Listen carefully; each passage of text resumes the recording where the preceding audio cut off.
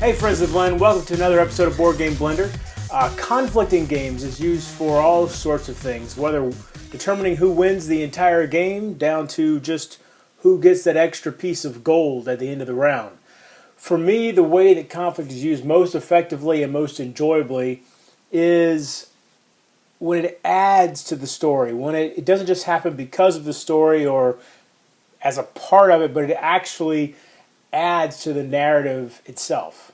Mansions of Madness is designed by Corey Koniska and is published by Fantasy Flight Games. And it's pretty clear that the system the game is built around was designed with storytelling and theme in mind.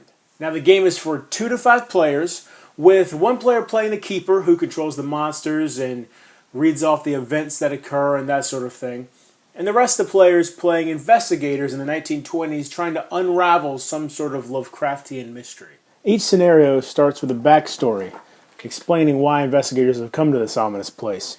As players explore the board, they may uncover nothing at all, which is always very fun, or they may uncover special items that'll help in their quest. And more importantly, they may uncover clues that will unlock other portions of the board. Mythos cards are played from the keeper's hand at various points in the game directly on investigators and generally require the investigator to pass some sort of test. For instance, this one, called Vertigo, requires the investigator to be in a room with the foyer, stairs, or a space with a ladder. So this investigator down here with this ladder could play that.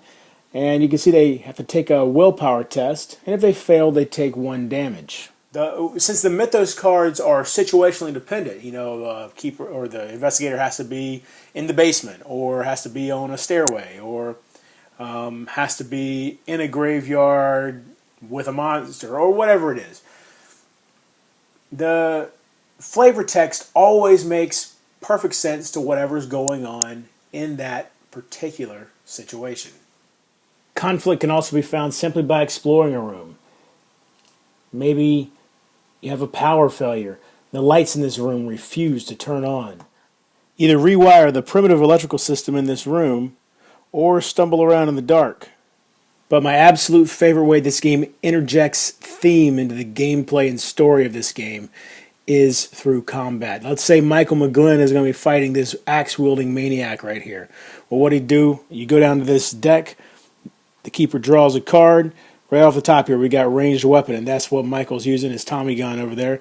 So you can see you got a little story that goes along with the combat. You catch the monster in your sights, test marksmanship. He tests his marksmanship ability. If he passes, you got some more story.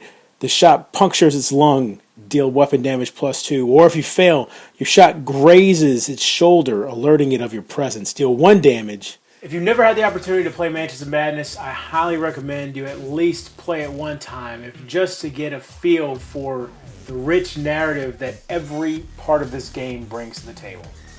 Hope you enjoyed the video, and until next time, if you're bored online, board offline.